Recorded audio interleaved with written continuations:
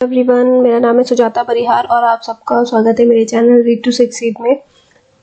इस वीडियो में हम कवर करेंगे क्लास 11th के बिजनेस स्टडीज के चैप्टर नंबर 4 के बारे में। चैप्टर का नाम है बिजनेस सर्विसेज और ये है पार्ट 2। पार्ट 1 हमने कवर कर लिया था, लिंक आपको मिल जाएगा डिस्क्रिप्शन बॉक्स में। स्टार्ट करते हैं हमारा पार्ट 2। कैटेगरीज ऑफ सर्विसेज हमारा 4th पॉइंट है। Categories of services 3 point part 1 में कवर कर लिए हैं हमने ऑलरेडी। तो अब सर्विस की क्या क्या कैटेगरीज हैं? Banking, insurance, postal and telecom services, warehousing services, transportation. तो ये सारी सर्विसेज हमको एक एक करके पूरी डिटेल में कवर करनी है। तो एक एक पॉइंट को बहुत ध्यान से देखना, वरना कंफ्यूजन हो जाएगी कि कौन सा किसका पॉइंट था, क्या था। तो बहुत ध्यान से स्टार्ट करना। स्टार्ट करते हैं हमारी पहली सर्विस से, सर्विस की कैटेगरी से, जो कि होती है बैंकिंग। बैंकिंग में क्या होता है? बैंकिंग वो इंस्टीट्यूशन है जो मनी को अट्रैक्ट करता है। मतलब कैसे कि आप जो भी आप सेविंग करते हैं वो आप कहाँ जमा कराते हैं, अपना सारा पैसा कहाँ जमा कराते हैं? बैंक में। फिर आप वहां से थोड़ा थोड़ा करके पैसे निकालते रहते हैं, विड्रॉ करते रहते हैं। आपने वहां पे जमा करा दिए, अब आप वहां से निकालते रहेंगे पैसे। तो क्या वहां बैंक में क्या आपका कोई लॉकर होता है जहाँ पे पैसे आप डालते रहते हो? ऐसा नहीं होता ना, आपका एक अकाउंट होता है, ठीक है। तो बैंक क्या करता है? बैंक आपसे जो पैसे लेता है वो जाके वो उधार दे देता है। उधार दे देता है इन्वेस्टर्स, इन्वेस्टमेंट के लिए। किसी जो भी उनसे उधार लोन लेते हैं लोगों को क्या करता है? लोन देता है, ताकि फिर बैंक को इंटरेस्ट मिले। अब बैंक लोन देगा तो बैंक वहां से इंटरेस्ट लेगा कि चलो 10% का इंटरेस्ट है, 70,000 रुपए का लोन लिया, इस पे 10% का इंटरेस्ट है, इतने का इंटरेस्ट है। तो बैंक पैसे आगे, आपके पैसे आगे किसी और को लोन दे देगा और वहां से इंटरेस्ट लेगा और वहां से पैसे अर्न करेगा, ठीक है। वहां बैंक तो बैंक है, यहीं से ऐसे ही अर्न करता है, पैसे लेगा और इधर देगा, लेगा देगा, पैसे का उधारी चलती रहती है। तो यहीं से बैंक अर्न करता है और यहीं से हमारी इकोनॉमी भी चलती है। और बैंक ऐसी सर्विस प्रोवाइड करते हैं कि आपके पैसे सेफ भी रखेगा, लेकिन बैंक के पास नहीं होते आपके पैसे। बैंक आगे आगे फॉरवर्ड कर चुका होता है आपके पैसे, किसी न किसी को दे चुका होता है। वहां पे कोई भी ऐसा लॉकर नहीं होता जहाँ पैसे इकट्ठे होते रहते हैं, ऐसा कुछ नहीं होता बैंक में। पैसे जहाँ से आते हैं फिर वो किसी और को आगे लोन में चले जाते हैं। A bank is an institution which attract money on deposit for the purpose of being lent to industry or trade. Industry और ट्रेड के लिए पहले तो डिपॉजिट करेगा पैसे, मतलब लेगा किसी से, फिर वो जाके उसको किसी को उधार दे देगा। Bankers are not merely money lenders. Bankers जो होते हैं वो मनी लेंडर्स नहीं होते हैं, वो सर्विस प्रोवाइड कर रहे हैं बेसिकली आपको, मनी लेंडर्स नहीं है वो। A bank lend what it borrow from other. जो ये दूसरों से लेगा वही उधार देगा, अपने पैसे नहीं देते बैंकर्स। जो दूसरों से पैसे मिलते हैं, आपने अपने पैसे जमा कराए, आपके पैसे किसी और को उधार दिए जाएंगे। अब bank is buyer and seller of money. Bank जो होता है वो पैसों को खरीदता भी और बेचता भी है। अब bank earn a margin of profit by lending money which it borrows. तो एक प्रॉफिट बैंक कैसे अर्न करता है? जैसे कि उन्होंने लोन दिया तो उन्होंने इंटरेस्ट पे दिया, कुछ इंटरेस्ट तो अर्न करेंगे ही, वहां से बैंकर अर्न करते हैं मनी। Types of accounts. आप बैंक में जाते हो, आप बोलते हो कि आपको अकाउंट ओपन करना है, तो वहां पे बहुत सारे ऑप्शंस होते हैं आपके पास अकाउंट ओपन करने के लिए कि आपको कौन सा अकाउंट ओपन करना है। जो सबसे ज्यादा अकाउंट ओपन करते हैं हम लोग, वो कौन सा होता है? Saving deposit account. Deposit account में क्या होता है? सेविंग अकाउंट में क्या होता है? एक नॉर्मल अकाउंट होता है, आपने एक जो मिनिमम लिमिट होती है, आई थिंक अलग अलग बैंक की होती है, वो अलग अलग बैंक के हिसाब से, तो 2,000 रुपए की मिनिमम लिमिट होती है। आपने अकाउंट ओपन किया, 2,000 रुपए मिनिमम आपके अकाउंट में पैसे होने चाहिए। कुछ परसेंट का इंटरेस्ट आपको मिलता रहता है, आप जितना पैसे उसमें डालते रहते हो, कुछ परसेंट, जो कि फिक्स डिपॉजिट से कम होता है इंटरेस्ट, लेकिन कुछ इंटरेस्ट आपको मिलता रहता है, ठीक है। इसके बदले में आपको क्या दी जाती है? आपको एक कार्ड दिया जाता है, डेबिट कार्ड जिसको हम बोलते हैं, डेबिट कार्ड या एटीएम कार्ड, ठीक है। डेबिट कार्ड आपको दिया जाता है, पासबुक आपको दी जाती है। हर महीने जो भी आप एंट्री करते हैं, जो भी आप बैंक के ट्रांजैक्शन करेंगे, वो सारी रिकॉर्ड होगी पासबुक में। आपको चेक बुक दी जाती है। तो आपको ये सारी फैसिलिटीज प्रोवाइड की जाती है जब भी आप सेविंग अकाउंट ओपन करते हैं। A person can open a saving deposit account by depositing a small sum of money. छोटा सा अमाउंट आप डिपॉजिट करके अकाउंट ओपन कर सकते हैं। He can withdraw money from his account whenever needed and can deposit whenever surplus is available. आप जब मर्जी चाहे, आप जितना मर्जी पैसा वहां पे डिपॉजिट कर सकते हैं, और जितना मर्जी पैसा आप अपने हिसाब से, जब आपको जरूरत है, आप विड्रॉ भी कर सकते हैं। डिपॉजिटर्स इज इशूड, जितना आपके अकाउंट में है उस हिसाब से, उससे एक्स्ट्रा नहीं, जितना आपके अकाउंट में पैसे हैं तब उतना ही आप विड्रॉ कर सकते हैं। Depositor is issued a chequebook, chequebook दी जाती है, पासबुक दी जाती है। All the amount deposited and withdrawn by depositor are recorded in passbook. आपने जो भी आज तक एंट्री करी है, पैसे निकाले हैं, जमा करे हैं, जो भी करा है, वो सब आपके पासबुक में एंट्री की जाती है। Rate of interest of saving deposit is generally lower than fix deposit. आपको जो इंटरेस्ट मिलता है वो एफडी से कम मिलता है, फिक्स डिपॉजिट से कम मिलता है सेविंग डिपॉजिट्स में। अगला आता है current deposit account. Current deposit account जो होता है वो ज्यादातर बिजनेसमैन ओपन करते हैं। इसमें क्या होता है, उसमें आप जितना मर्जी चाहे पैसा सेविंग अकाउंट से पैसा निकालने की एक लिमिट होती है कि आप एक दिन में इतना निकाल सकते हैं। करंट अकाउंट में लिमिट नहीं होती है, आप जितना मर्जी चाहे पैसे आप निकाल सकते हैं, जितना मर्जी आप रख सकते हैं अपने पास। ओवरड्राफ्ट का आपके पास इशू होता है कि आपके अकाउंट में अगर 1 लाख है और आपको 2 लाख निकालने हैं तो आप बहुत इजीली उसको निकाल सकते हैं करंट अकाउंट में। Current deposit account are open by businessman. हाँ, अकाउंट में 1 लाख रुपए है, शायद कुछ बच्चों को समझ नहीं आया होगा। और 2 लाख कैसे निकालेंगे कि 1 लाख है अकाउंट में, 2 लाख निकाल सकते हैं। करंट अकाउंट में पॉसिबल है। करंट अकाउंट में आप एक लिमिट सेट कर देते हैं कि मैं 1 महीने में 3 लाख की एंट्री कर सकता हूँ, मतलब 3 लाख तक पैसे निकाल सकता हूँ। उसके बाद आप 3 लाख तक की लिमिट में आप जितना मर्जी चाहे पैसा निकाल सकते हैं। भले ही आपके अकाउंट में 1 लाख रुपए हैं, आप उसमें 3 लाख तक आप निकाल सकते हैं, ठीक है, 3 लाख तक। उसके बाद नेक्स्ट टाइम जब भी आपके अकाउंट में पैसे आएंगे तो वो करंट अकाउंट से कटते रहेंगे। और करंट अकाउंट में आपको किसी भी तरीके का कोई इंटरेस्ट नहीं मिलता है, जो कि आपको सेविंग अकाउंट में मिलता है, तो आपको करंट अकाउंट में कोई इंटरेस्ट नहीं मिलता है। Current deposit account are open by businessman. कौन ओपन करता है इसको? ज्यादातर बिजनेसमैन लोग ओपन करते हैं, जिनको रेगुलर बेसिस पे हैवी ट्रांजेक्शंस करनी होती है। The account holder can deposit and withdraw money whenever desired, कि जो अकाउंट होल्डर होता है वो कभी भी डिपॉजिट कर सकता है, विड्रॉ कर सकता है पैसे जब भी उसको जरूरत है। Withdrawal are always made by cheque. जब भी आपको पैसे निकालने हैं वो जनरली चेक से निकलते हैं। Overdraft and credit limit facilities available in this account. इसमें ओवरड्राफ्ट और क्रेडिट लिमिट की फैसिलिटी भी अवेलेबल होती है। ये दोनों क्या चीजें होती है आगे बताऊंगी। No interest is paid on current account. Current account में किसी तरीके का कोई इंटरेस्ट नहीं मिलता। Rather some service charge is charged by bank for rendering services. बल्कि आपको सर्विस चार्ज देना पड़ता है बैंक को उनसे ये सर्विस लेने के लिए। इंटरेस्ट नहीं मिलेगा आपको, उल्टा और पैसे देने पड़ेंगे।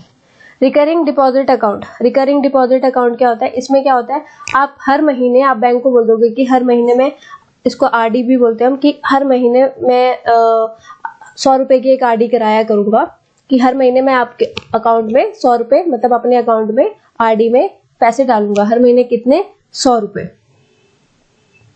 अ depositor can deposit a fixed amount, जैसे for example 100 every month for a fix period, कुछ पीरियड के लिए, कि अगले आने वाले 1 साल तक मैं 100 रुपए अपने अकाउंट में डालूंगा हर महीने। The amount together with interest is repaid on maturity.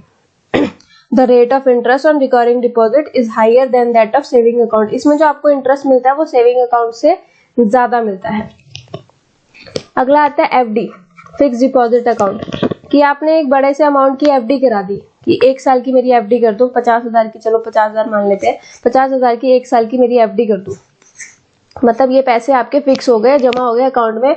आपको एक स्लिप दी जाएगी कि आपकी एफडी होगी। आप इसको बार बार नहीं निकाल सकते, 1 साल तक हो 1 साल के बाद आप निकाल सकते हो, पर बीच में आप चाहो तो निकाल सकते हो, लेकिन फिर आपको जितना इंटरेस्ट मिलना होगा आपको उस हिसाब से इंटरेस्ट नहीं मिलेगा। फॉर एग्जाम्पल अभी आपको 7% का इंटरेस्ट मिल रहा है एफडी पे, ठीक है, तो अगर आपने पहले निकाल ली तो आपको 7% का इंटरेस्ट नहीं मिलेगा। A fixed deposit is repayable after the expiry of the specified period. The period may vary from 6 months to 5 years. 6 महीने से लेके 5 साल तक की होती है आपकी FD. Longer the period of deposit, higher is the rate of interest. आप जितनी बड़ी एफडी कराओगे उतना ज्यादा आपको इंटरेस्ट मिलेगा।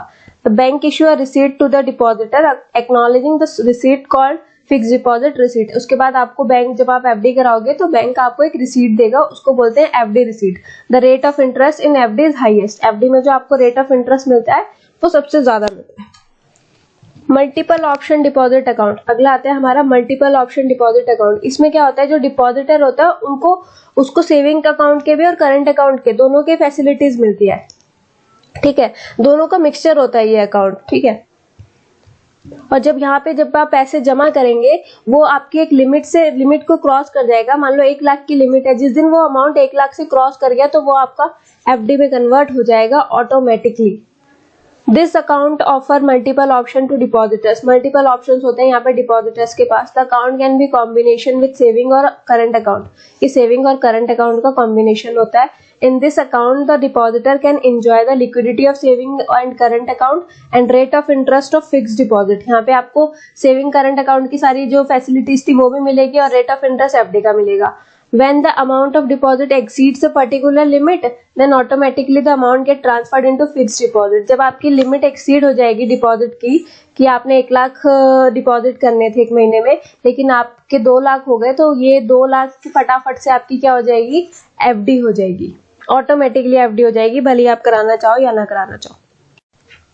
अब है बैंकिंग में ही है some important services provided by banks, कि बैंक हमको क्या कुछ सर्विसेज प्रोवाइड करते हैं। तो कुछ इंपॉर्टेंट सर्विसेज, सबसे पहले आती है हमारी बैंक ड्राफ्ट। बैंक ड्राफ्ट एक तरीके से जो चेक हमें दिया जाता है वो, कि आप चेक साइन कर दो किसी के भी नाम पे, जिसको भी आपको चेक देना है उसके नाम पे आपने चेक साइन कर दिया कि मैं सुजाता परिहार को 50,000 रुपए देना चाहता हूँ या देना चाहती हूँ, जिसको भी देने दे सकते हैं। तो बैंक ड्राफ्ट होता है, आपने चेक दे दिया किसी को भी, तो वो बंदा जाके, जो भी है वो इंसान, वो जाके अपने बैंक में वो चेक जमा कराएगा। तो भले ही वो किसी भी बैंक का चेक हो, उसके बैंक में वो चेक आते ही वो चेक क्लियर हो जाएगा। कुछ प्रोसेस होती है, बैंक वाले फोन करते हैं, चेक पूरा वेरीफाई किया जाता है, फिर वो क्लियर होता है। कई बार चेक बाउंस भी हो जाते हैं, अगर चेक में कुछ गड़बड़ी हो या जो आपको पे कर रहा है उसके अकाउंट में पैसे ना हो तो चेक बाउंस हो जाता है, तो उस पर चार्जेस भी लगते हैं। तो चेक एक तरीके से इशू होता है, बैंक हमको सर्विस हमको प्रोवाइड करता है कि आप चेक लाओ, किसी भी बैंक का हो, हम वो क्लियर कर देंगे। अगला आता है बैंकर्स चेक या पे ऑर्डर हम बोलते हैं।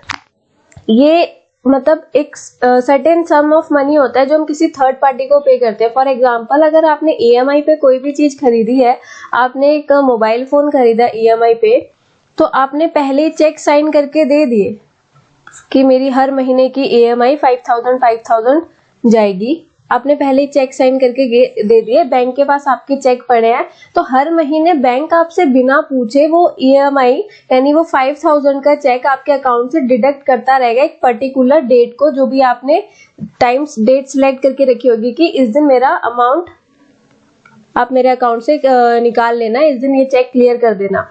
तो 5,000 रुपीज हर मान लो 5 तारीख की आपने डेट डिसाइड करी है, तो हर महीने की 5 तारीख को वो 5,000 रुपीज आपके अकाउंट से कट जाएंगे, क्योंकि आपने ईएमआई पहले से ईएमआई पे सिलेक्ट किया था, फोन ईएमआई पे खरीदा था, तो हर महीने 5,000 की ईएमआई आपकी आपसे बिना पूछे काट दी जाएगी, हमेशा कट कर दी जाएगी बिना पूछे, क्योंकि आप ऑलरेडी चेक सबमिट कर चुके हो। नेक्स्ट आता है ओवरड्राफ्ट, जो हमको अभी हमने पढ़ा था कि मैं ओवरड्राफ्ट का मतलब आपको बताऊंगी। करंट अकाउंट में जो हमने पढ़ा था, ओवरड्राफ्ट का मतलब क्या होता है कि आपके अकाउंट में है 1 लाख रुपए, ठीक है, आपने निकाल लिए 5 लाख रुपए, क्योंकि आपका करंट अकाउंट है तो आपको अलाउड है, जिनका करंट अकाउंट होता है उनको अलाउड होता है ऐसे करना, अपनी लिमिट से ज्यादा पैसे निकालना, तो आपको अलाउड है, आप ये पैसे निकाल लोगे। लेकिन इसके बदले बैंक आपसे चार्जेस लेगा, बैंक आपसे पैसे काटेगा, जो भी आप बैंक का चार्ज होता होगा, इंटरेस्ट चार्ज होगा, वो बैंक कट करेगा। नेक्स्ट आते हैं कैश क्रेडिट, यानी कि आप कुछ भी सिक्योरिटी जमा कराओ, कुछ भी छोटी सी चीज, उसके बदले में आपको कैश बैंक प्रोवाइड करेगा। लोन नहीं होता ये, लोन थोड़ी बड़ी चीज होगी, कैश क्रेडिट उससे छोटा होता है कि आप कुछ भी वहां पे एक सिक्योरिटी सबमिट कराओ तो एक लिमिट अमाउंट तक बैंक आपको पैसे पे कर देगा। ये आते हैं हमारे short term, medium term, long term loan. तो बैंक आपको लोन्स भी प्रोवाइड करता है अगेंस्ट सिक्योरिटी।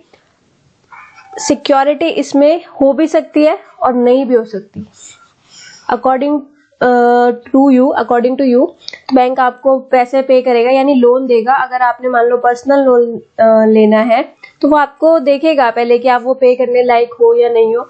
मिनिमम 25,000 से कम जिनकी सैलरी होती है उनको लोन लेने में बहुत दिक्कत आती है, क्योंकि उनको लोन नहीं मिलता है। होम लोन लेना है तो बैंक फिर वो चेक करेगा कि आप इस लायक हो कि नहीं, कि आप होम लोन वापस सबमिट कर दो या नहीं। जो भी आपको लोन लेना है, कार लोन लेना है, तो बैंक पहले चेक करेगा, या तो वो सिक्योरिटी रखवाएगा कुछ ना कुछ, तो जरूरी नहीं है, हर बार सिक्योरिटी हो जरूरी नहीं होता। बैंक आपकी काबिलियत के हिसाब से भी आपको जज करते हैं, फिर आप उस हिसाब से आपको लोन प्रोवाइड करते हैं।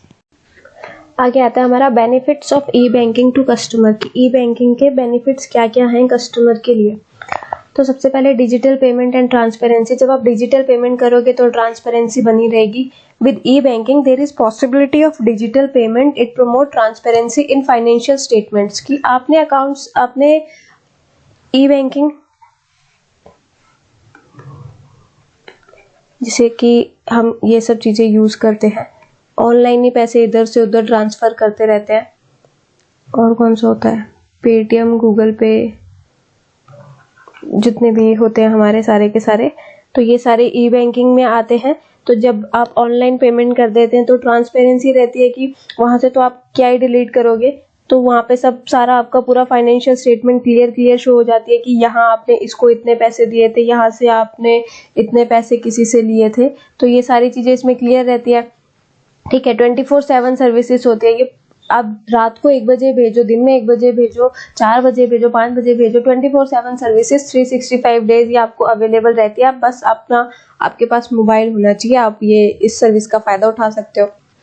कन्वीनियंट रहता है आपके लिए, घर पे बैठे हो, ऑफिस में बैठे हो, ट्रैवल कर रहे हो, बस आपको जब मर्जी जाए तब पेमेंट करनी है। फाइनेंशियल डिसिप्लिन, फाइनेंशियल डिसिप्लिन रहता है। क्यों? क्योंकि सारी ट्रांजैक्शन, आपकी सारी की सारी ट्रांजैक्शन को रिकॉर्ड किया जाता है, each transaction is recorded.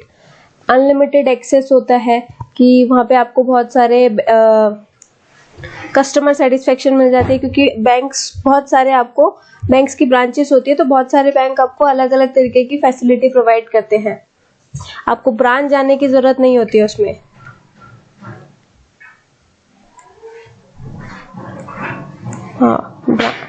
E banking leads to greater customer satisfaction by offering unlimited access to the bank, not limited by the walls of the branch. मतलब हाँ, ई बैंकिंग का आपको ये फायदा है कि अगर आपको कुछ भी चाहिए तो आपको ब्रांच जाने की जरूरत नहीं है, आपको आपके मोबाइल में ही सारी फैसिलिटी बैंक से रिलेटेड मिल जाएगी। रिस्क कम रहता है, सिक्योरिटी अच्छी होती है, इसलिए रिस्क कम रहता है और आपको कैश के साथ ट्रेवल नहीं करना पड़ता। बेनिफिट्स टू बैंक्स, बैंक्स के क्या बेनिफिट्स होते हैं, हम जो बैंकिंग का यूज करते हैं उसके बेनिफिट्स क्या है। कॉम्पिटिटिव एडवांटेज रहता है बैंक के लिए, अनलिमिटेड नेटवर्क रहता है। E banking provide unlimited network. अच्छा, ये ई बैंकिंग के सॉरी थोड़ी सी कंफ्यूजन हो गई थी, मुझे ही हो गई थी। बेनिफिट्स टू बैंक, अब ई बैंकिंग जो था उसका बैंक के लिए क्या बेनिफिट्स हैं। अभी तक तो जो बेनिफिट्स हमने पढ़े वो हमारे लिए थे, अब बैंक के लिए क्या बेनिफिट है। बैंक का सबसे पहला है कि कॉम्पिटिटिव एडवांटेज रहता है, अनलिमिटेड नेटवर्क रहता है। E banking provide unlimited network to the bank and is not limited to the number of branches, branches तक ही लिमिट नहीं है ये। फोन पे, कोई भी पीसी पे, कहीं पे भी आपका बैंक से सर्विस ले सकता है, कैश विड्रॉ कर सकता है। Any PC connected to a modern and a telephone can provide cash withdrawal needs of the customers.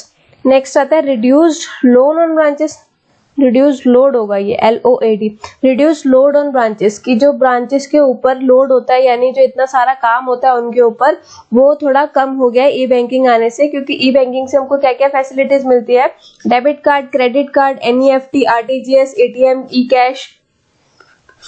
E cash में हमारे सारे आ जाते हैं वो, पेटीएम, गूगल पे।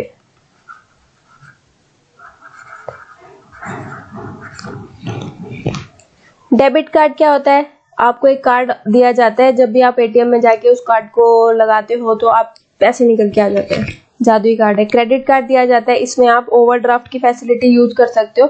मतलब जो बिजनेसमैन होते हैं वो ज्यादातर क्रेडिट कार्ड का यूज करते हैं, यानी कि अगर आपकी 1 लाख की लिमिट है तो आप 5 लाख भी निकाल सकते हो, पर आपको कुछ सर्विस चार्ज देना पड़ेगा। NEFT, आपको एक अच्छा खासा बड़ा अमाउंट बहुत सारे ग्रुप्स में आपको सेंड करना है तो आप NEFT का यूज कर सकते हो। मतलब बहुत सारे लोगों को आपको सेंड करना है तो आप NEFT का यूज कर सकते हो। NEFT की फुल फॉर्म होती है हमारी national electronic fund transfer.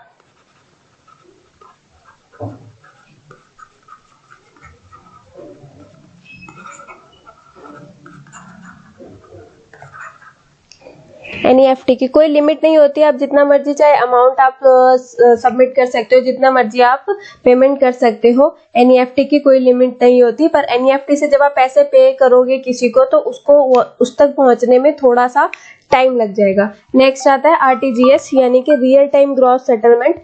RTGS में क्या होता है, जब आप पेमेंट करते हो तो आपकी जो मिनिमम लिमिट होती है पेमेंट करने की वो 2 लाख होती है। 2 लाख से कम आप आरटीजीएस नहीं कर सकते और पेमेंट उसी टाइम उस पर्सन के अकाउंट में पहुंच जाती है।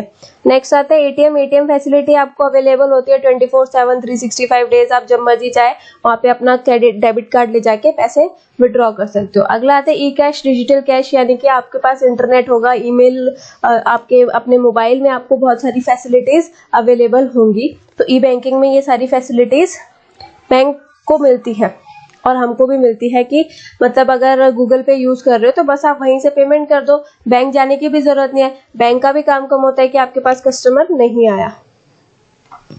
Insurance services. बैंकिंग सर्विसेज के बाद आते हैं हमारी इंश्योरेंस सर्विसेज। देखो जब हमने हमारा 4th टॉपिक स्टार्ट किया था तो कैटेगरीज में सबसे पहले बैंकिंग था, बैंकिंग पूरा कंप्लीट हो गया है। अब नेक्स्ट आता है इंश्योरेंस सर्विसेज। तो अब हम पढ़ेंगे इंश्योरेंस सर्विसेज के बारे में।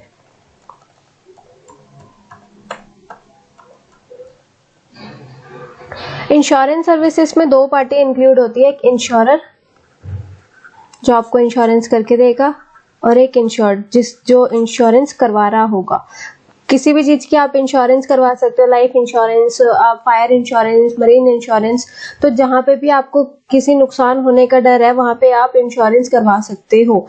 तो इंश्योरेंस सर्विसेज वो होती है जहां पे आपको डर है कि आपको इस चीज का नुकसान हो सकता है, आप उसका पहले से इंश्योरेंस करवा लेते हो कि इन केस अगर नुकसान हो जाए कुछ तो आपको इंश्योरेंस कंपनी जो है वो पे कर दे। लेकिन उसके लिए आपको प्रीमियम पे करने पड़ते हैं। प्रीमियम जो होते हैं 6 महीने, 1 साल, 3 महीने, उसके हिसाब से इंश्योरेंस कंपनी के रूल्स एंड रेगुलेशंस के हिसाब से आपको प्रीमियम को पे करना पड़ता है। उसके बाद ही आपको इंश्योरेंस के पैसे मिलते हैं। इंपॉर्टेंट टर्म्स कौन कौन सी यूज होती है। सबसे पहले इंश्योरर वो होता है, एक फर्म हो गया या कोई इंडिविजुअल हो गया, या हम बोल सकते हैं इंश्योरेंस कंपनी होती है जो कि आपको आपका जो लॉस है वो रिटर्न करेगी, आपको कंपनसेट करके देगी आपका लॉस। ठीक है।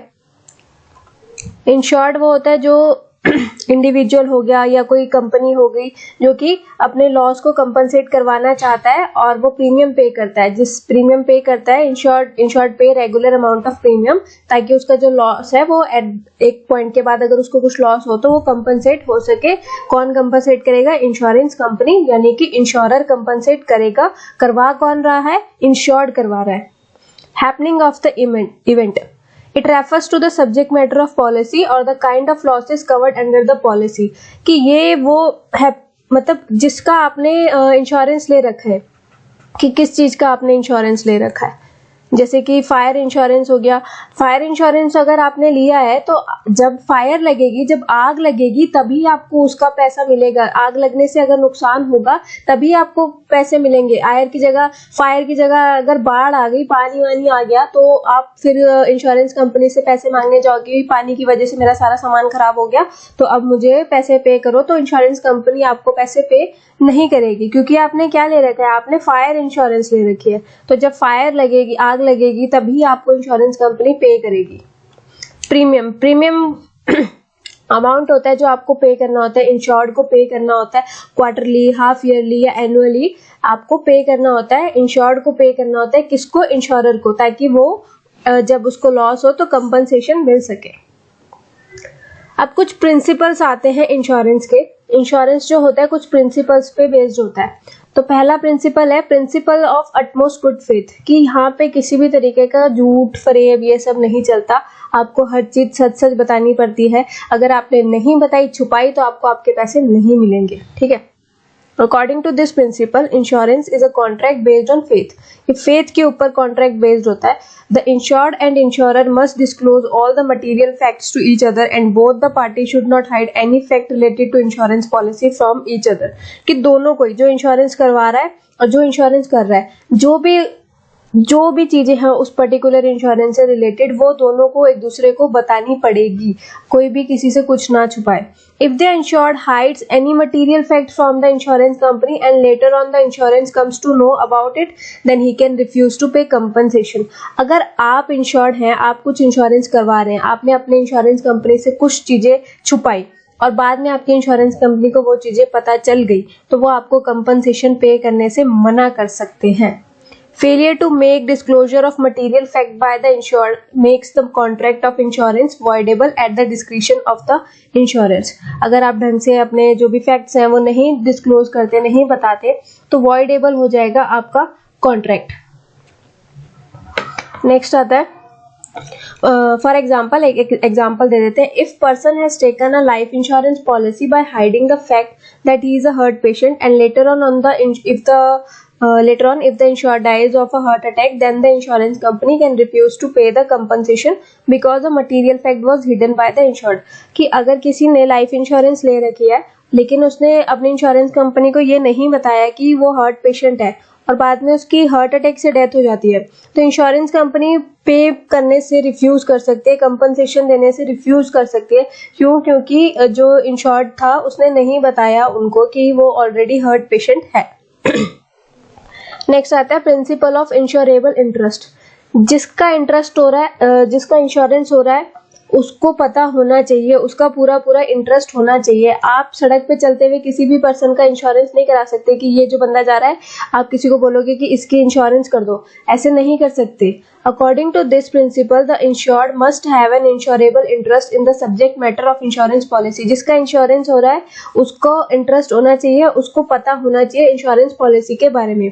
Without interest taking an insurance policy is gamble and fraudulent activity and law does not permit it। अगर उसको नहीं पता है तो ये गैम्बलिंग है और ये एक इलीगल काम है, लॉ इसकी परमिशन नहीं देता है। In case of life insurance, the insurable interest comes with the relation of insured with the person taking insurance policy। अगर आप लाइफ इंश्योरेंस ले रहे हो तो आप जिसका भी लाइफ इंश्योरेंस ले रहे हो वो आपके रिलेशन में होना चाहिए। जैसे कि a person can take life insurance policy for his spouse के लिए ले सकते हैं, बच्चों के लिए ले सकते हैं, लेकिन किसी स्ट्रेंजर के लिए लाइफ इंश्योरेंस हम नहीं ले सकते। प्रिंसिपल ऑफ इंडेमनिटी, अगला आता है प्रिंसिपल ऑफ इंडेमनिटी। इसका क्या मतलब है? According to this principle insurance is not contract of making profit. यहाँ पे इंश्योरेंस का मतलब प्रॉफिट कमाना नहीं होता है। The purpose of insurance is to bring back the insured in the same financial position as he was before the loss. Insurance का purpose यही होता है कि उस पर्सन को जिसने इंश्योरेंस करवाई है उसको उसी पोजीशन में वापस लेकर के आना जब उसका लॉस हुआ था, उससे पहले वो जिस पोजीशन में था। प्रॉफिट कमाना यहाँ नहीं होता, इसका मतलब इंश्योरेंस का मतलब प्रॉफिट अर्न करना नहीं होता। जैसे कि for example a person insured his factory for ₹2 lakh against fire. अगर किसी पर्सन ने इंश्योरेंस करा रखी है 2 लाख की, फायर इंश्योरेंस करा रखी है अपनी फैक्ट्री में 2 लाख की, लेकिन due to fire he suffered a loss of ₹1 lakh. जब आग लगी तो उसको 1 लाख का ही लॉस हुआ। इंश्योरेंस उसने 2 लाख की कराई है, लेकिन जब आग लगी तो 1 लाख का लॉस हुआ। The insurance company will compensate him only ₹1 lakh. तो इंश्योरेंस कंपनी उसको 2 लाख रुपए नहीं देगी, उसको सिर्फ 1 लाख रुपए देगी। इंश्योरेंस कंपनी सिर्फ उतना पैसा देगी जितने का उसको लॉस हुआ, and not the policy amount that is 2 lakh, because the purpose of insurance is to compensate the loss and not for earning profit. की इंश्योरेंस का पर्पस होता है लॉस को कंपनसेट करना, प्रॉफिट अर्न करना नहीं। नेक्स्ट आता है principle of contribution. The principle of contribution is corollary of the principle of indemnity. ये प्रिंसिपल ऑफ इंडेमनिटी के बराबर ही एक तरीके से देखो क्या है इसका मतलब। According to this principle if a person has taken more than 1 insurance policy for the same subject matter then all the insurers will contribute the amount loss and compensate him for the actual amount of loss. कि अगर किसी person ने 2 insurance policy ले रखी है same चीज के लिए, 2 इंश्योरेंस पॉलिसी सेम चीज के लिए ले रखी है, मान लो किसी ने अपनी फैक्ट्री में फायर इंश्योरेंस ले रखी है, 2 इंश्योरेंस पॉलिसी, एक इंश्योरेंस कंपनी 1 से ले रखी है 1 लाख की और एक इंश्योरेंस कंपनी 2 से ले रखी है 50,000 की। ए और बी कर देते हैं इसको, ठीक है। तो ये दोनों अमाउंट पे करेंगे, लेकिन ये दोनों अपना पूरा पूरा अमाउंट पे नहीं करेंगे जैसा हमने पढ़ा, ये दोनों अपने अपने कंट्रीब्यूशन के हिसाब से अमाउंट पे करेंगे। देखो समझते हैं आगे। Separately he can not claim total loss from each other, कि अगर उसको 1 लाख का लॉस हुआ तो ए कंपनी पूरा 1 लाख दे, बी कंपनी भी फिर पूरा 1 लाख दे, नहीं ऐसा नहीं होगा। 1 लाख का लॉस हुआ तो दोनों अपने अपने जो इनका प्रीमियम भरता था उस हिसाब से वो पैसे पे करेंगे। For example, if a person gets his house insured against fire, एक ने अपने हाउस की इंश्योरेंस ले रखी है, फायर इंश्योरेंस ले रखी है घर की, घर पे आग लगी, तो 1 लाख की उसने ए से ले रखी है और 50,000 की उसने बी से ले रखी है, ठीक है। तो अगर उसको लॉस हुआ 75,000 का, टोटल लॉस कितना हुआ उसको, उस पर्सन को फायर लगी और उसको 75,000 का लॉस हुआ, तो जो ए होगा ना वो 50,000 देगा और जो बी होगा ना वो 25,000 देगा। ये हम कैसे निकालेंगे कि कौन कितना अमाउंट पे करेगा? देखो, sum assured with a particular insurer multiply actual loss divided by total sum assured. देखो ए कितना देगा, ए से कितनी इंश्योरेंस लगा रखी है उसने, 1 लाख की, ठीक है। टोटल कितनी है, 1,50,000, 1 लाख और 50,000 थे ना, 1 लाख जो कि इंश्योरर ए से ले रखी है एंड 50,000 जो कि इंश्योरर बी से ले रखी है।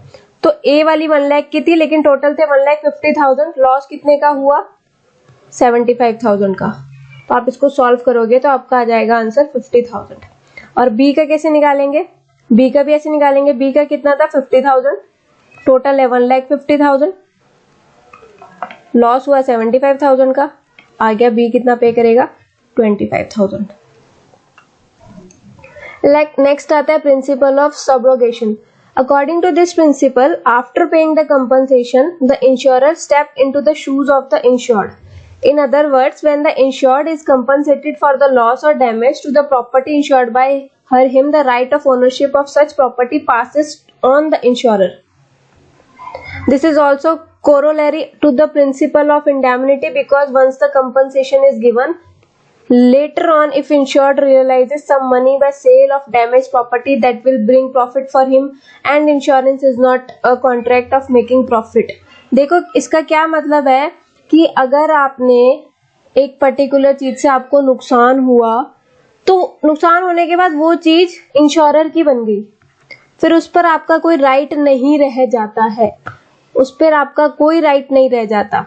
आपने फर्नीचर रखा था अपने शॉप पर और आपने फायर इंश्योरेंस ले रखी थी, जैसे फायर लगी तो वो फर्नीचर आपका पूरा इंश्योरर का हो गया, आपका उस फर्नीचर पे कोई राइट नहीं है और आप इससे अब प्रॉफिट नहीं कमा सकते हो, क्योंकि आपने कंपनसेशन ले लिया इसके लॉस का कि ये खराब हो चुका है, लेकिन बाय चांस आपका 1-2 फर्नीचर बच गया तो वो भी आपको कवर आपको नहीं मिलेगा, वो अब इंश्योरर का हो चुका है, आपका उस पर कोई राइट नहीं रहेगा। For example, if a person has taken fire insurance policy for his factory due to fire, he suffered a loss of ₹1 lakh. अगर किसी को किसी ने फायर इंश्योरेंस ले रखी है और उसकी फैक्ट्री में आग लग गई और उसको 1 लाख का नुकसान हो गया और उसको 1 लाख के 1 लाख पूरे मिल भी गए, ठीक है, कंपनसेशन मिल गई। लेकिन बाद में उसको पता चला, बाद में क्या किया, जो हाफ बर्न्ड गुड्स थे, कुछ हाफ बर्न्ड गुड्स आधे जले हुए थे, वो उसने 10,000 के बेच दिए। 1 लाख का पूरा उसने कंपनसेशन ले लिया, 1 लाख पूरे उसको पैसे मिल गए, उसने 10 बाकी जो गुड्स थे वो भी 10,000 के बेच दिए, एक्स्ट्रा प्रॉफिट भी कमा लिया, ठीक है।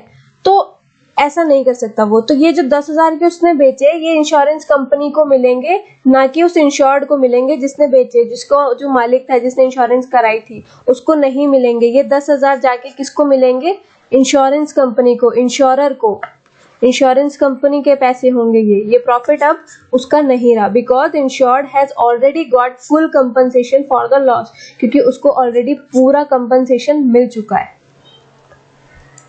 प्रिंसिपल ऑफ कॉज प्रॉक्सिमा, इसका क्या मतलब है, according to this principle the cause और reason for the loss must be related to the subject matter of the insurance contract, कि रीजन जो होगा लॉस का वो इंश्योरेंस कॉन्ट्रैक्ट के अंदर होना चाहिए। If loss is due to some other cause then the insurer can deny to pay the compensation. जैसा कि मैंने बोला था, फायर इंश्योरेंस ले रखी है और आप पानी से उसकी कुछ पानी की वजह से खराब हुआ और आप बोल दो कि अब मुझे कंपनसेशन दो, तो वो नहीं मिलेगा। एक और example, if a person has taken marine insurance, किसी ने मरीन इंश्योरेंस ले रखी है, for sending the wheat back on the way, if a rat spoiled the wheat then no compensation will be given because under marine insurance the cause of loss should be sea perils and not the rat। कि marine insurance ले रखी है कि boat में जा रहा है आपका, मरीन में जा रहा है आपका सामान, व्हीट बैग जा रहे हैं आपके गेहूं के, तो गेहूं के बैग जा रहे हैं, तो रैट ने रास्ते में वो खराब कर दिए, खा दिए, कुतर दिए, जो मर्जी कर दिए, तो आपको कंपनसेशन नहीं मिलेगा। क्योंकि मरीन इंश्योरेंस में क्या होता है, अगर आपकी चीजें डूबी, जो सी पेरिल से रिलेटेड जो भी चीजें होंगी उससे आपको इंश्योरेंस मिलेगी, ना कि रैट के कुतरने से, रैट के खाने से आपको कोई भी चीज की इंश्योरेंस मिलेगी। नेक्स्ट आता है last principle, principle of mitigation of loss.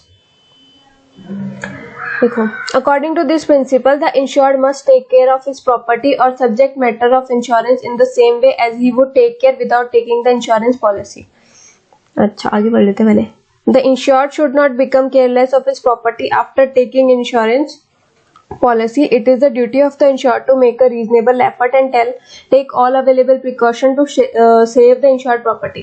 For example, आपने फायर इंश्योरेंस ले रखी है अपनी फैक्ट्री के लिए, ठीक है, और आपकी फैक्ट्री में आग लग गई, फैक्ट्री में आग लग गई और आप खड़े खड़े यहाँ पे देख रहे हो।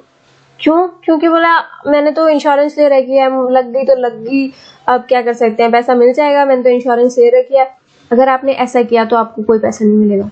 आपको पूरे स्टेप्स, जो अगर फैक्ट्री में आग लग जाती और आपने इंश्योरेंस नहीं ली होती, तब आप जो जो चीजें करते, फायर ब्रिगेड बुलाते, जो भी चीजें आप उस टाइम कर सकते थे, अपने पूरा प्रिकॉशंस ले सकते थे, सब कुछ कर सकते थे, वो आप करते, जो वही आपको इस टाइम पर भी करना है जब आपने इंश्योरेंस ले रखी है, तभी आपको इंश्योरेंस का पैसा मिलेगा। अगर आप वहाँ खड़े खड़े देखते रहे कि मैंने इंश्योरेंस ले रखी है, मैं कुछ नहीं करूंगा, तो आपको पैसा नहीं मिलेगा। आपको सारे मेजर्स पूरे करने पड़ेंगे, आपको सारे प्रिकॉशंस लेने पड़ेंगे, फायर ब्रिगेड बुलानी पड़ेगी, आपको सब कुछ करना पड़ेगा।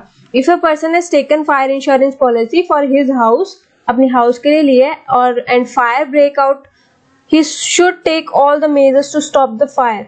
तो उसको सारे मेजर्स उठाने पड़ेंगे, सारे कदम उठाने पड़ेंगे फायर को बुझाने के लिए और मिनिमाइज करने के लिए लॉस को, rather than watching the fire because he will get compensation from insurance company. और वो अगर वो देखता रहेगा कि नहीं मैंने इंश्योरेंस ले रखी है, इंश्योरेंस कंपनी से मुझे कंपनसेशन मिल जाएगा, वो वैसा अलाउड नहीं है, वो नहीं कर सकते, उनको सारे मेजर्स पूरे लेने पड़ेंगे। डिफरेंस पढ़ना है हमें, difference between insurance and assurance. Insurance और एश्योरेंस में क्या डिफरेंस होता है? इंश्योरेंस में क्या होता है, in contract of insurance the insured must suffer a damage और लॉस टू क्लेम कंपनसेशन। अगर आपको इंश्योरेंस का पैसा चाहिए तो आपको लॉस होना चाहिए, पहले फायर इंश्योरेंस कराइए तो पहले फायर लगनी चाहिए, नुकसान होना चाहिए, तभी आपको कंपनसेशन मिलेगी। एश्योरेंस में क्या होता है, in contract of assurance the sum assured is bound to be paid whether insured suffer a loss or not. कि आपने जितने टाइम की इंश्योरेंस कराई है, अगर वो पूरी हो जाती है और टाइम पूरा हो जाता है तो आपको पैसे पे करने ही पड़ेंगे, चाहे लॉस हो या ना हो।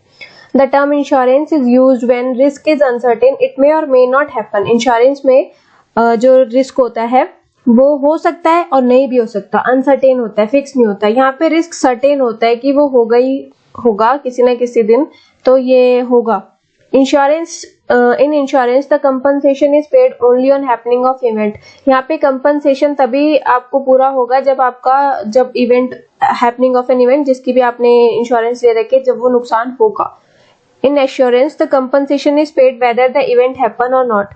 कि आपने जिसके लिए भी इंश्योरेंस लिया वो हुआ या नहीं हुआ, लेकिन आपको वहाँ पे आपको कंपनसेशन मिलेगा ही मिलेगा। इसके एग्जांपल है जैसे फायर इंश्योरेंस, मरीन इंश्योरेंस, और इसका एग्जांपल है लाइफ इंश्योरेंस। नेक्स्ट आता है हमारा टाइप्स ऑफ इंश्योरेंस, कि इंश्योरेंस के क्या क्या टाइप आते हैं। सबसे पहला आता है हमारा लाइफ इंश्योरेंस। लाइफ इंश्योरेंस दो टाइप के रिस्क को कवर करता है, एक risk of dying too early, एक risk of dying too late. Generally people take life insurance when they have the fear of dying too early. जब उनको डर होता है कि वो जल्दी ही उनकी डेथ हो जाएगी, तो वो लाइफ इंश्योरेंस लेते हैं ताकि वो अपनी फैमिली को फाइनेंशियल सपोर्ट प्रोवाइड कर सके। कुछ लोग होते हैं वो ये सोचते हैं कि वो बहुत लेट तक उनकी डेथ होगी, तो वो फ्यूचर में फाइनेंशियल सपोर्ट उनको चाहिए होगा ओल्ड एज में, तो वो इंश्योरेंस पॉलिसी ले लेते हैं कि फ्यूचर में उनको पेमेंट इंश्योरेंस इंश्योरेंस के थ्रू आती रहे। जैसे पेंशन आती है ना, वैसे इंश्योरेंस वाले भी आपको, अगर आपने टू लेट वाली risk of dying too late वाली इंश्योरेंस पॉलिसी ले रखी है तो वो आपको हर महीने अमाउंट पे करते रहते हैं। फायर इंश्योरेंस होती है जब आपके घर में या फैक्ट्री में जहाँ पे भी आपको डर है कि आग लग सकती है, तो वो आप उस चीज के लिए इंश्योरेंस ले सकते हो कि इन केस अगर फायर की वजह से कुछ हो नुकसान तो वो इंश्योरेंस कंपनी बियर करेगी। नेक्स्ट आती है मरीन इंश्योरेंस की। जब भी कार्गो वगैरह जो मतलब शिप्स वगैरह जो जाती है वहां पे किसी तरीके से कोई नुकसान हो जाए सी पेरिल्स की वजह से, जैसे कि स्टॉर्म आ जाए, कॉलिजन आ जाए, कैप्चर सीजर हो जाए या सिंकिंग ऑफ शिप हो जाए, तो इनमें से कुछ रीजंस की वजह से जब भी कुछ नुकसान होता है तो फिर वो इंश्योरेंस पे करते हैं insurance company. Different type of marine insurance कौन कौन से होते हैं? कार्गो इंश्योरेंस की मतलब क्रू, पैसेंजर्स और पर्सनल बिलोंगिंग, पूरी कार्गो की इंश्योरेंस। हल इंश्योरेंस यहाँ पे पूरी की पूरी शिप की इंश्योरेंस, जितने भी उसमें furniture, fitting, tool, machinery, fuel, engine, जितने भी सब कुछ है, सब चीजों की इंश्योरेंस होती है। नेक्स्ट आती है फ्रेट इंश्योरेंस। फ्रेट इंश्योरेंस होती है प्रोवाइड कि फ्रेट की वजह से किसी तरीके का कोई लॉस हो तो उसके लिए इंश्योरेंस होती है। हेल्थ इंश्योरेंस प्रोवाइड की जाती है मेडिकल एक्सपेंसेस जो होते हैं आपको उसको पूरा करने के लिए। जैसे बेसिक मेडिकल एक्सपेंसेस होते हैं, हॉस्पिटलाइजेशन कभी हो जाए, डॉक्टर सर्विस जो आपको पे करनी है, डॉक्टर की फीस, उसके लिए हो गई बेसिक मेडिकल एक्सपेंसेस के लिए। मेजर मेडिकल एक्सपेंसेस की आपको बहुत कुछ बड़ी दिक्कत होगी तो लॉन्ग टर्म हॉस्पिटलाइजेशन, आप लंबे टाइम से हॉस्पिटल में एडमिट हो, उसके आपको खर्चा पे करना है तो वो वाली आपकी इंश्योरेंस होती है। मेडिकल सप्लीमेंट्स, दवाइयों के लिए आपको जरूरत होती है। डिसेबिलिटी इनकम, कि अगर किसी मेडिकल कंडीशन की वजह से आप अनेबल टू वर्क हो, कि आप नहीं काम कर सकते हो, तो उसके लिए भी इंश्योरेंस होती है जो आपको बियर की जाती है। अंडर हेल्थ इंश्योरेंस में ये सारी चीजें आती है। बैंकिंग और इंश्योरेंस सर्विस के बाद अब हम पढ़ेंगे कम्युनिकेशन सर्विसेज। ठीक है, बैंकिंग हो गई, इंश्योरेंस भी हो गई, अब कम्युनिकेशन पे चलते हैं। कम्युनिकेशन सर्विस का यूज करने के लिए दो लोग होने चाहिए जो आइडिया दे, मैसेज देखे, मैसेज करे। तो दो लोगों के बीच में जब एक्सचेंज होता है आइडिया का, मैसेजेस का या किसी भी चीज का, तो वो कम्युनिकेशन सर्विस होती है। कम्युनिकेशन सर्विस दो टाइप की होती है, पोस्टल सर्विस और टेलीकॉम सर्विसेज। पोस्टल सर्विसेज क्या होती हैं? जो गवर्नमेंट हमें नेशनल इंटरनेशनल लेवल पर प्रोवाइड करती है, वो पोस्टल सर्विसेज होती है। फीचर्स क्या होते हैं? पहला फीचर है कि गवर्नमेंट कंट्रोल करती है पोस्टल सर्विसेज को और गवर्नमेंट हमें फैसिलिटी प्रोवाइड करती है पोस्ट की, नेशनल और इंटरनेशनल दोनों लेवल पे। ठीक है, और पोस्टल सर्विसेज के साथ साथ आजकल फाइनेंशियल सर्विसेज भी मिल रही हैं। पोस्ट ऑफिस जो होते हैं वो स्पीड पोस्ट की सर्विस अब प्रोवाइड कर रहे हैं कुरियर सर्विस के साथ कम्पीट करने के लिए। ठीक है, पोस्ट ऑफिस जो होते हैं वो टेलीग्राफिक कम्युनिकेशन जैसी इंपॉर्टेंट सर्विसेज भी प्रोवाइड कर रहे हैं। पोस्टल सर्विसेज जो होते हैं वो रिलायबल होते हैं, लेकिन इसके कुछ ड्रॉबैक है, वो है कि ये स्लो होता है बहुत स्पीड में और ब्यूरोक्रेटिक होता है नेचर में। तो वेरियस फैसिलिटी फाइनेंशियल सर्विसेज की, जैसे वहां पे आप प्रोविडेंट फंड खुलवा सकते हो, सेविंग सर्टिफिकेट, किसान विकास पत्र, ठीक है, monthly income scheme, saving account, deposits, बहुत मनी ऑर्डर फैसिलिटी, बहुत सारी फाइनेंशियल सर्विसेज भी हमको मिलती है। मेल सर्विसेज भी हमको मिलती है कि हम मेल कर सकते हैं आर्टिकल को एक जगह से दूसरी जगह कुछ नॉर्मल सी फी देके। ठीक है, जिसमें आपकी पूरी सिक्योरिटी रहती है, पूरा रिस्क होता है, इंश्योरेंस होता है कि आपका पोस्ट वहां तक पहुंचेगा ही पहुंचेगा। मेल सर्विसेज में कौन कौन सी सर्विसेज दी जाती है? Mail services offered by post office, UPC under postal certificate सबसे पहले। ये अब बहुत कम यूज होता है लेकिन बहुत ज्यादा यूज होता था पहले, कुरियर सर्विस आने से पहले। इसमें क्या होता था, आप अपना पार्सल डिलीवर करेंगे एक स्पेसिफिक काउंटर पे, नॉमिनल सी फीस पे करेंगे और आपका लेटर पहुंच जाएगा।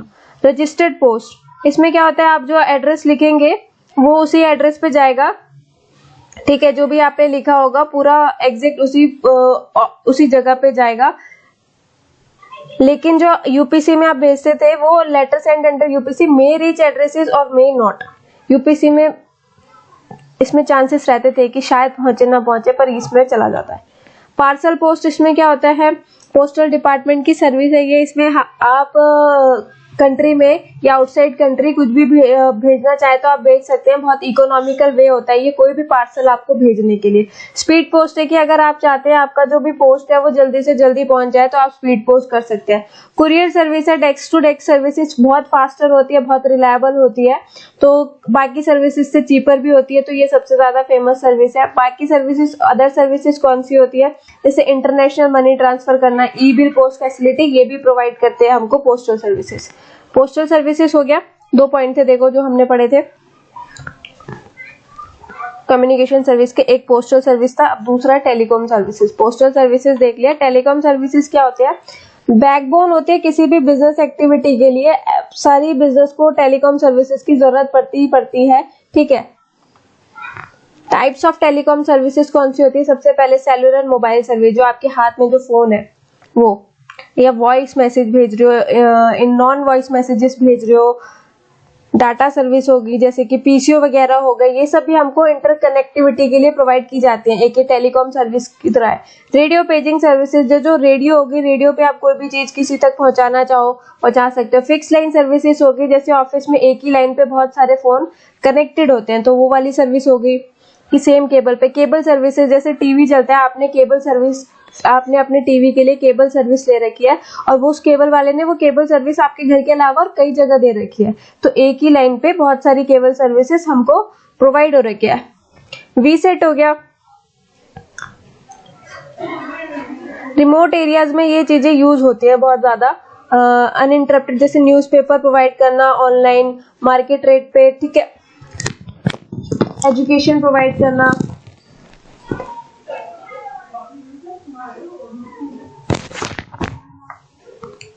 VSAT is a satellite based communication, ये सैटेलाइट बेस्ड कम्युनिकेशन सर्विस होती है। It offer business and government agency is a highly flexible reliable communication solution in urban as well as areas, rural areas होगा। VSAT offers reliable and uninterrupted services, बहुत reliable और uninterrupted services होती हैं, जैसे कि newspaper online provide करना, market rates and tele education even in most remote area of our country, कि आप जो भी एजुकेशन है ऑनलाइन ही प्रोवाइड कर देना, भले ही वो कितनी भी कैसी भी जगह में रहता हो इंसान। DTH सर्विसेज, जो डायरेक्ट सैटेलाइट सर्विसेज होती है हमारी, डायरेक्ट टू होम, तो ये सब भी हमको प्रोवाइड होती है टेलीकॉम सर्विसेज की तरह ही। जो आपके टाटा स्काई की जो भी सर्विस होगी, जैसे टाटा स्काई हो गया, डिश टीवी हो गया, ये सब सारी सर्विसेज टेलीकॉम सर्विसेज के अंडर में ही आती है। तो थैंक यू सो मच ये वीडियो देखने के लिए। चैनल को सब्सक्राइब करना मत भूलना। Thank you so much.